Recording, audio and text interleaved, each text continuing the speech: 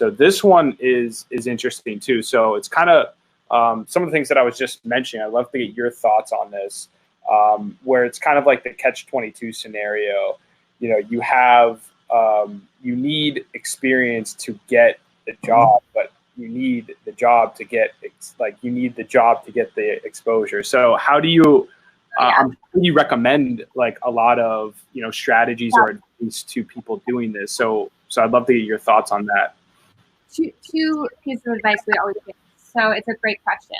So the first one is, if you're in college, and this really mainly applies to students, like you should be working throughout college, whether in part-time jobs, part-time internships, full-time summer internships, and so on and so forth. So that's first and foremost. But secondly, I think a lot of people don't recognize how much experience they have, that they just need to write it in the right way. So let me give you an example. Sometimes some companies are saying, I need you to have 1 year of sales experience. Well, if you've done 3 different part-time jobs, each for 6 months from high school to college or after college, where you were a waitress or something like that, and you were actually trying to upsell your customers at the tables and saying, well, for just $5 more, you can get this and all that, like that is real sales experience. And so sometimes people think, well, I've never worked in an SDR or account executive position at a company. But sometimes you actually do have sales experience that you just need to rethink how you frame it and how you tell that story. So my biggest advice in that respect is to make sure that you're getting as much experience as possible. The reason I had so many jobs and internships in college is because I had no idea what the heck I wanted to do, and I wanted to try as much as possible to figure out what I like and what I don't like. And I'm still figuring that out today. But number 2 is definitely to make sure that you're framing your experience in the best possible way. Fantastic. I think that's great advice. And this kind of goes along with it too. It's a similar kind of question here. How do you stand out? Like in these, I'm sure you've kind of now seen from the data and statistics that you've gathered, maybe like what people are putting in the resumes and things like that make them stand out to actually land these jobs. I'm sure right now, especially with everything going on, there's so many qualified people competing for the same jobs, especially recent college graduates who are trying to land their first job. And now that other people have been let go, they have way more experience. How can some of these, younger people stand out? Or whether it's a startup or maybe even a corporate job, how can people, or what could they throw on their resume, or recommend the cold email strategy? I mean, I love when people email me and like, hey, how can I work with you, or are you guys hiring, things like that. Yeah, cold emails don't always work for like larger companies often, because those companies are recruiting 300 entry-level software engineers or 300 entry-level CS people or something like that, customer support people. So it might be a little harder to get in the door that way, and they might want you to go through a more structured process. But cold emailing, especially at a startup, is definitely a great way. I'll tell you, if you're cold emailing, back to what I was saying earlier, making sure that it's a really personalized email. So I get so many cold emails from candidates all the time that are like pretty kind of generic, to be totally frank. Whereas one guy I hired who worked for us for a couple of years, was a total all-star, ended up starting his own company, which I ended up investing in because he's just such an all-star. His name's Ali Khan. He had he had emailed me, and in his email he said, I'd love to buy you a grande ice coffee in a grande iced coffee in a venti cup, unsweetened, but with soy milk.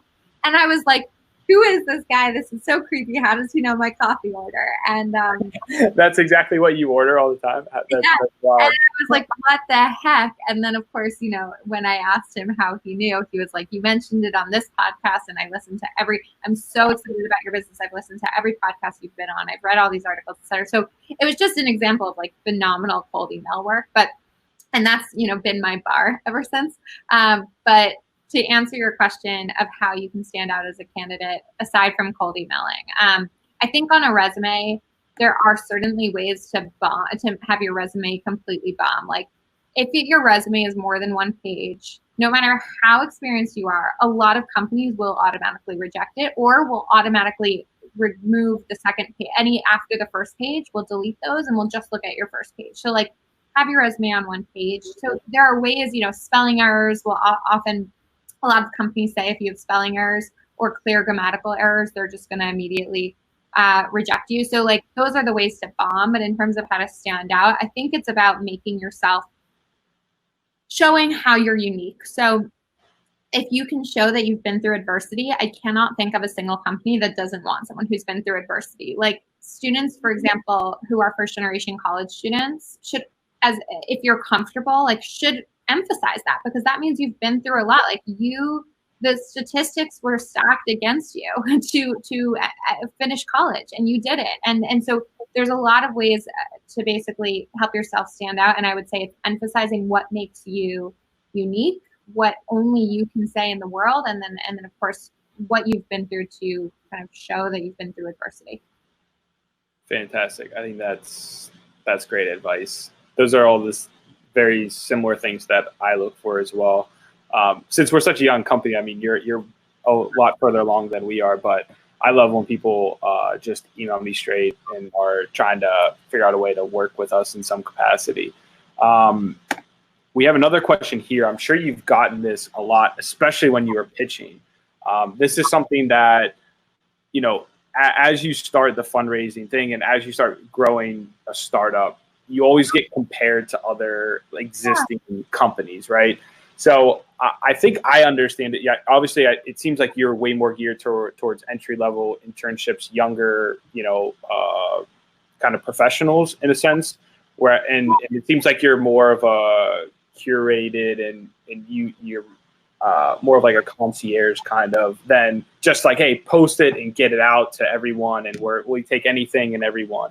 But I'd love for you to maybe clear up, maybe for other people watching and whatnot, or it's probably good for other people to understand how they can pitch themselves in the sense we're getting compared to other companies too. So from your perspective, you know, what separates you guys from Indeed and Monster and maybe some of the other job platforms that are out there?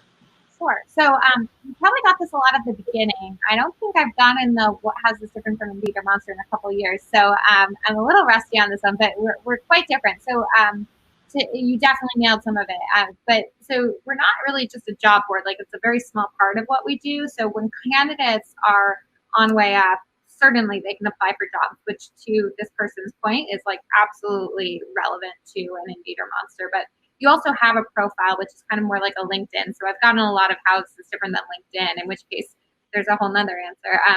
But you know, so you have a profile, you can get found and sourced by employers, but we send you prep materials throughout the entire process. Like we really are your partner throughout your process.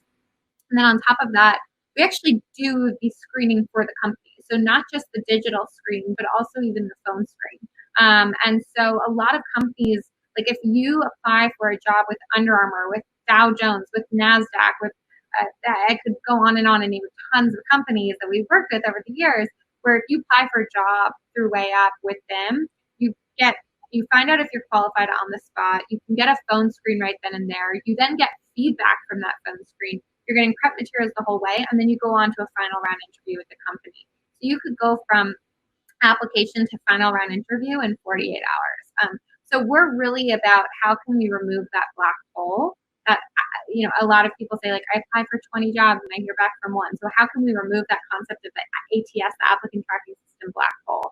So that's a big part of it, but there's also a lot of other stuff we do. I mean, our focus, as you mentioned, on early career talent and also on diverse talent and leveling the playing field. Like the analytics we show to our clients are unbelievable. We're able to show, hey, female candidates in STEM are failing this round of your interview 30% more of the time than men. Here's a recommendation we have for you. So we really also are much more white glove when it comes to recommendations that we'll provide to employers. That's great. That's great. And you get a response time in 24 hours. I mean, you don't get that with any of those companies.